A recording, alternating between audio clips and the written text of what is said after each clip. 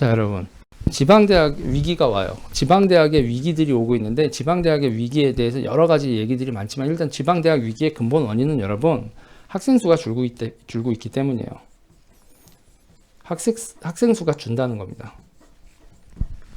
왜 학생 수는 왜 줄어요, 여러분? 출생률이죠. 이건 여러분 앞으로 있잖아요. 지방대학들은 매년 있잖아요. 이거를 여러분 보세요. 학생들이 매년 줄어드는 게 앞으로 향후 20년 동안은 학생이 계속 줄 수밖에 없습니다. 왜? 출생률을 보면 나오는 거죠. 이건 딱 결론이 나 있는 겁니다. 지금 우리나라의 여러 가지 위기가 여러분 은폐되어 있었던 거예요. 애를 왜 안 낳냐? 여러분, 애를 왜 안 낳냐? 간단하게 얘기할게요. 육아는 여러분, 육아는 비용이 듭니다. 비용도 여러분, 실제 실비도 들고 하나는 기회비용도 줄죠. 육아를 하게 되면 돈을 못 벌잖아요. 엄마가.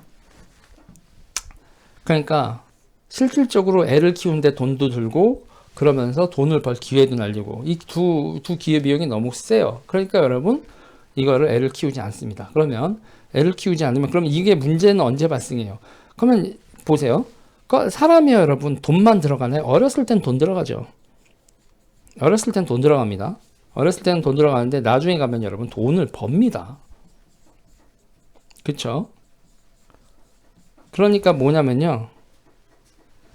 저출산 20년이 지나고 나니 어떤 일이 벌어지냐면 이제는 처음에는 그냥 비용이 들어가는 육아를 안 했는데 그랬더니 이제 세금 내고 군대 가고 그리고 직장에 취직할 젊은 사람들이 없어지는 거죠.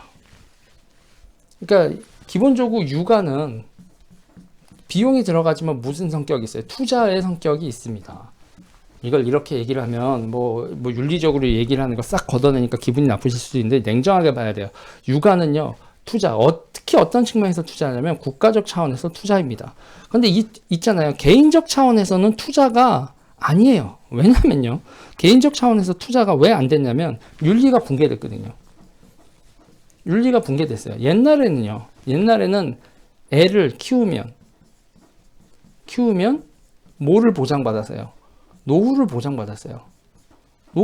내 자식이 나의 노후를 나를 부양할 거라는 생각이 있었죠. 그런데 지금 이 윤리가 붕괴된 게 뭐냐면 기브 앤 테이크가 아니게 돼버렸어요. 이게 잘못된 윤리입니다. 자 보세요. 육아는 의무가 되어 있고요. 네가 육아를 했다고 해서 애 키우는 동안에 기뻤으면 됐지 너가 나이 먹어서 부양을 네 새끼한테 기대하지 마. 이렇게 이 윤리를 만들었어요. 이 윤리를 만들었대요. 그러면은 노후 대책은 어떻게? 육아가 노후 대책은 아니야. 자, 육아가 노후 대책이 아니에요. 그럼 노후 대책은 뭐예요? 노후 대책은 부동산과 연금, 각종 투자. 노후 대책은 부동산과 연금 투자야. 다시 말해서 나이가 먹는다는 건 뭐죠? 나이 먹어서 노동력을 상실했을 때 불로소득 있잖아요. 불로소득을 챙길 수 있는 기반을 만들어. 이게 지금 대한민국의 기본 답이죠. 근데 더 웃긴 건 뭐 있어요? 그런데 불로소득은 나빠. 불로소득은 나빠. 그러니까 세금 내. 그리고 세금 내고 그럼 어떡하란 말이에요? 나라에서 기본소득 줄게. 뭔가 지금 말이 좀 안 되고 있죠. 대한민국이 지금 뭐가요? 앞뒤가 안 맞아도 한참 안 맞습니다. 그러면 삶에 있어서요. 삶의 윤리 그리고 제도 등등이요. 아다리가 딱딱 맞아야 되는데 자 보세요. 우리가 어린 시절은 여러분 부모의 도움을 받습니다. 여기서 그럼 가운데 있으면 여기가 이제 장년이라고 하자고요. 유년 시절, 유년 시절, 장년 시절, 노년 시절이 있어요. 그럼 유년 시절도 도움을 받아야 되고 노년도 기본적으로 장년의 도움을 받아야 돼요. 그런데 문제는 뭐냐면 유년 시절이 길어지고 장년 시절은 짧아지고 퇴직이 앞당겨서 노년 시절 길고 유년 시절 길고 장년 시절이 짧아. 답이 없죠. 이러니 어떻게 되는 거예요? 이렇게 되니까 우리가 육아를 포기하게 되죠. 육아를 포기하게 되니까 어떻게 되냐면 결국은 이 육아를 포기한 20년이 지나고 나면 군대하고 학교에서 빵꾸가 나는 거예요. 자, 근본적인 원인입니다. 이 근본적인 모든 게 다 연금이나 기타 등등 윤리가 답이 나오도록 애들한테도 너희 나중에 부모님 모셔야 된다 라는 걸 가르치거나, 그렇게 가르치면 안 된대. 도대체 왜 그래야 되는지 모르겠는데, 너희들 나중에 너희들이 버는 거에 한 20% 정도는 너가 한 300만 원 벌면 걔가 한 60만 원 정도는 부모님 용돈을 드려야 돼. 왜냐면 너가 60만 원 이 학원비나 기타 등등으로 엄마 아빠 젊었을 때 너가 오지게 뽑아 먹었거든. 그러면 저도 제 새끼가 이렇게 돼야 되는데요. 제 새끼한테도 60만 원을 써야 되는 건가요? 뭐 이런 식으로 얘기가 나올 수 있겠죠. 자, 아무튼 이런 거에 대해서 뭔가 답이 나오게 돼야 돼요. 그런데 이게 답이 안 나왔어. 그러면 여기서 지금 발생하는 문제가 있어요. 아까 지방대학 얘기를 해서 서론이 길었는데 지방대학 문제가 나왔어요. 지방대학 나왔는데 학생들이 안 들어와요. 그러면 여기 빵꾸가 나요. 재정이 답이 안 나요. 그럼 여러분 학생이 없으면 인구가 줄어서 학생이 줄으면 여러분 뭐가 또 대한민국에 있냐면 여러분 외국인 노동자 수요가 생겨요. 외국인 노동자 수요가 생깁니다. 노동시장에 빵꾸가 났잖아요. 노동시장에 빵꾸가 났는데 이 외국인 노동자들이 그러면 노동시장으로 들어와야 되잖아요. 근데 외국인 노동자들이 여러분 대한민국에 들어올 방법이 다이렉트로 들어온 방법이 없어.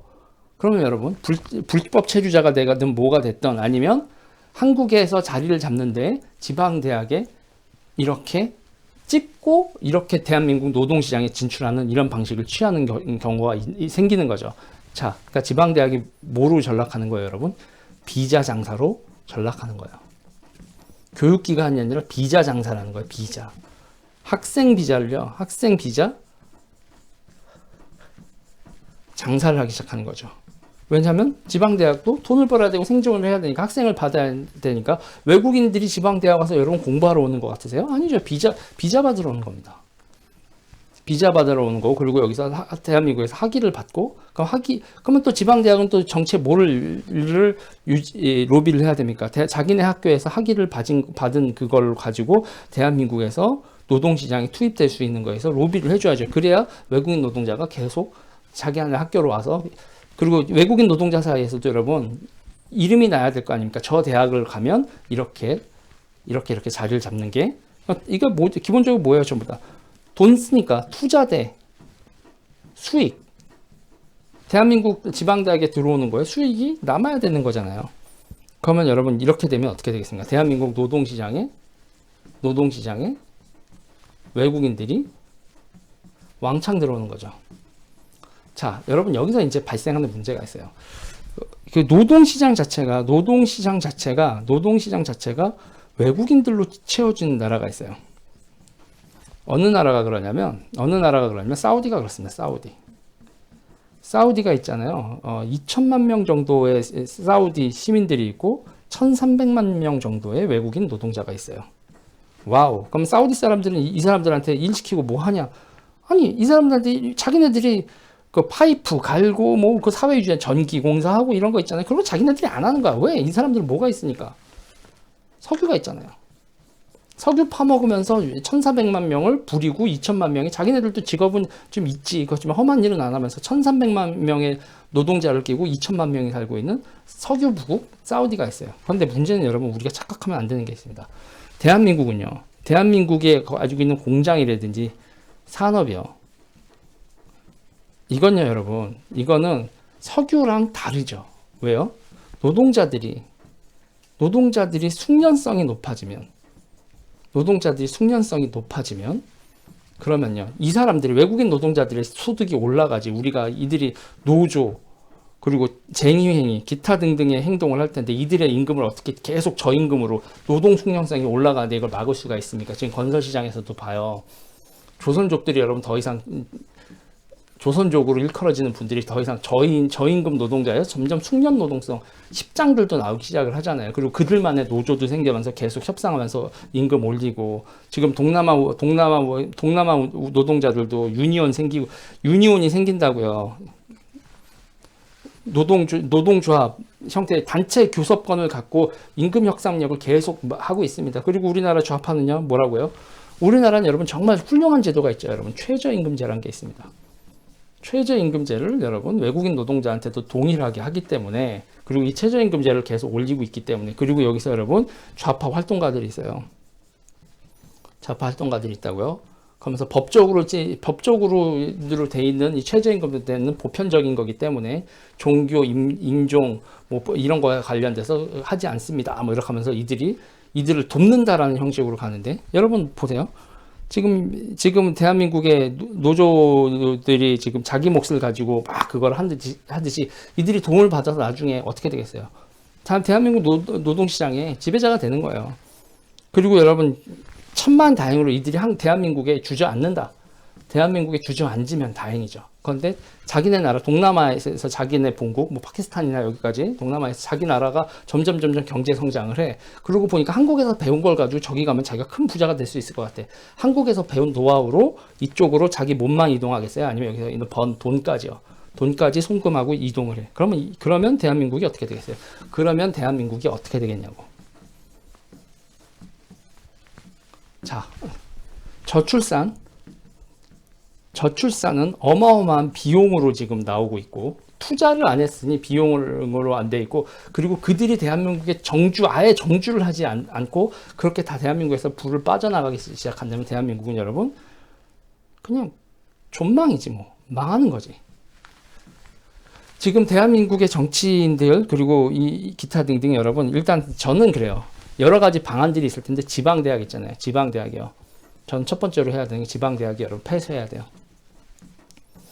지방대학 폐쇄해야 돼요. 지방대학이 여러분, 지방대학이 지방의 개토화 그리고 외국인화를 엄청나게 촉진시킬 수 있어요. 그리고 지방에서 뭐냐면 최저임금이나 기타 등등에 있어서도 결국은 뭐냐면 여러분 있잖아요. 우리 애들이죠. 우리 애들한테도 자꾸 일터에서 진출해서 여기서 고소득을, 그러니까 그 노동을 여러분 천시하지 말고 이런 숙련 노동이 됐을 때, 근데 문제는 이 숙련 노동 현장에서 이번에 이거 공장 사고 나고 죽는 거 이렇게 봐도 여러분, 기본적으로 우리가 계속 노동시장 자체를 더리하고 덴저러스하고 3D 상태로 계속 만들면서, 그래서 어떻게든 쥐어짜려고 하면서 젊은이들, 인권의식이 높은 젊은이들이 진출하기 어렵게 만들면서 외국인 노동자를 계속 유입을 시키고, 이 터프한 판에서 서바이벌한 사람들이 점점 경쟁력을 가지게 만들고 있는 이 구조, 이 노동시장 구조, 이거 여러분 정말 바꿔야죠.